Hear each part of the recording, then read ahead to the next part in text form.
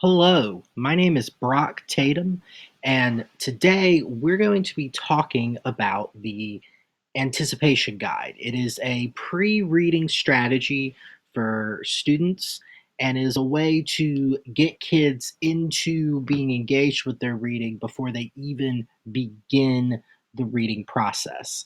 So, without further ado, let's go ahead and dive on into it. So, what does an anticipation guide? What is its purpose? What are we hoping to do with it? And the purpose of an anticipation guide is to have our students engage in a critical thought process before even approaching the text. Our goal is to try and get them to activate prior knowledge. We want them to relate to things that they have thought about, their personal experiences and perspectives to the text. We want to enable students to engage with the topic before reading. We want to be able to sort of preload with them uh, some key ideas that we want to emphasize as we go into whatever we're dealing with in the text. We want the students to make these personal connections between themselves and the text. And we want to engage the students with the topic and the concepts. So, very long winded way of saying, let's get their brains working before they even have an opportunity to fully break down, whether it's individually or into small group, into their space where they can do their reading. Now, there are different ways of organizing an anticipation guide, but there's three consistent things you'll see in all of them. There is a before reading area and after reading area.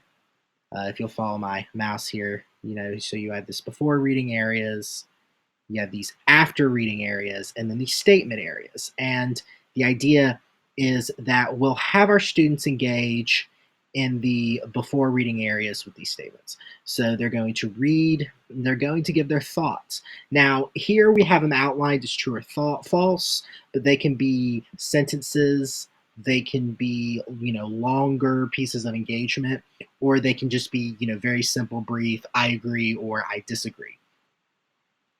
And then what we're eventually going to do is we're going to essentially do this exact same thing, only this time we're going to have them answer the same questions after the reading and then have them engage in a comparison and a contrast of where their views and thoughts were a few minutes ago when they were just coming into it and where they are now after engaging with the text and having some time to reflect with the information they've been given.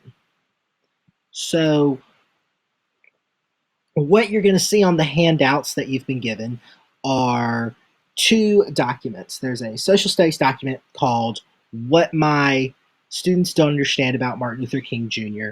This is a bit of a more advanced document. It's actually a teacher writing for other teachers, but it was just such a good document. I wanted to go ahead and put it in here to kind of show you that you can do this with some more dense texts.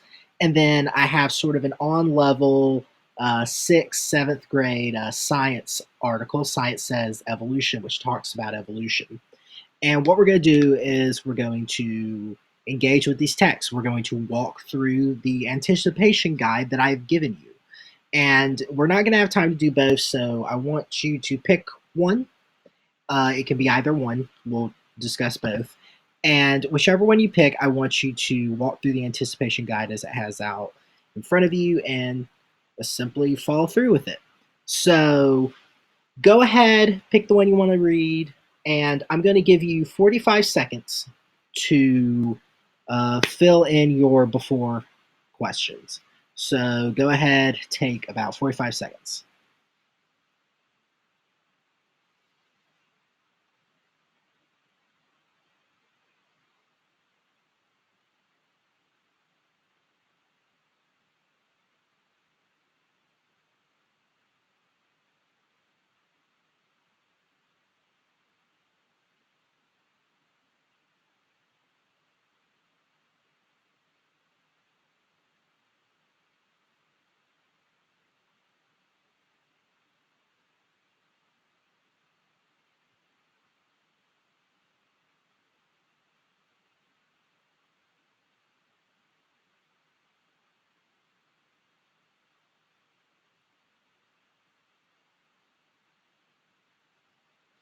All right, so that should be around enough time for you to have gauged in those pre-prompt questions.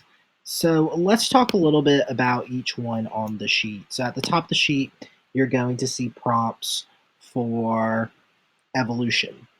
You're going to see just some simple true or false, right? Evolution means changing from a monkey to a human. You're going to see some evolution applies answers. You're going to see evolution has advantages over earlier versions. Evolution has disadvantage over earlier versions. So you can see by the way this is laid out, you can do it with some true false questions, which basically, this sort of allows the students to get an understanding as they go in of what exactly they're looking for. You're prompting them to find key words and key pieces within the text to engage with. And then after reading, they can go back and they can compare those notes.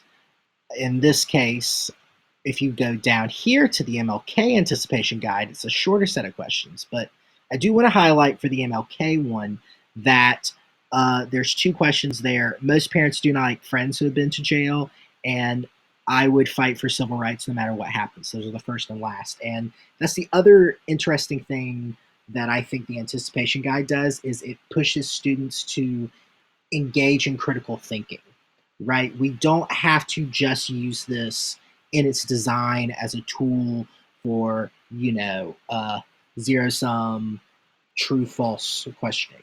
We can actually give our students a little bit more complicated subjects and statements to interact with. We can prompt them to put a little bit more of that critical thinking lens into what they're working with.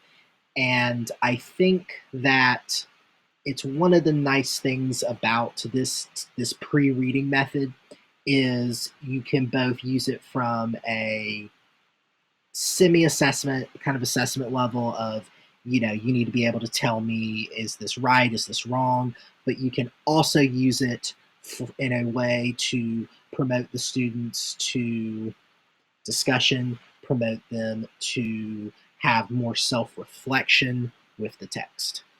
So go ahead, if you would, for me, and read those articles. Now that we've sort of talked about how the anticipation guide works, I'm going to give you 2 minutes to read the articles. It probably won't take you that long for the science article, but you're probably going to need it for the MLK article. So go ahead and take a little bit of time to read them, and we'll finish out filling out these guides.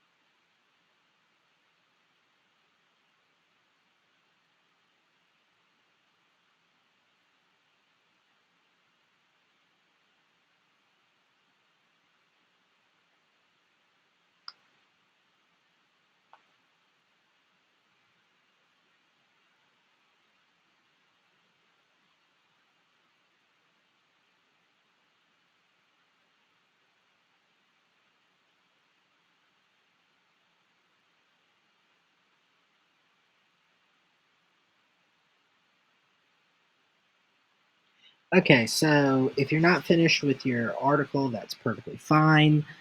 Go ahead and fill out the rest of the anticipation guide just as I finish talking here about it. But again, what have we done? We've essentially engaged with the text before we even read it.